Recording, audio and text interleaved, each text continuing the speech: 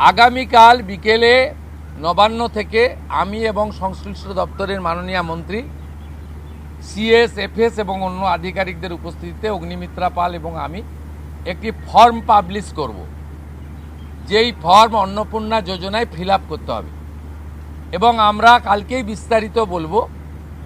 কারণ এনরোলমেন্ট যখন যত তাড়াতাড়ি করবেন তত বেনিফিট আমরা দিতে পারবো। আমাদের অন্নপূর্ণা যোজনার প্রক্রিয়াটা শুরু হয়ে যাবে কাল থেকে।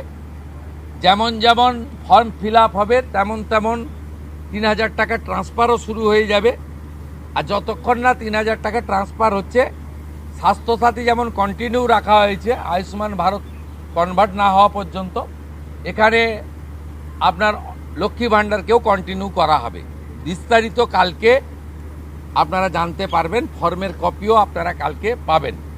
অফলাইন অনলাইন অবশ্যই থাকবে, শুধু পাবলিকের উপরে ছেড়ে দেওয়া হবে না, বিধায়করা নিজ উদ্যোগে ফর্ম ফিল আপ করাবেন এবং সরকারও বিডিওদের নেতৃত্বে প্রত্যেক বাড়িতে বাড়িতে ফর্ম ফিল আপের জন্য সহযোগিতা করার জন্য লোক পাবেন। এবং মাথায় রাখতে হবে, ভারতীয়রাই কেবলমাত্র এই সুযোগ পাবেন, অভারতীয়রাই সুযোগ পাবেন না।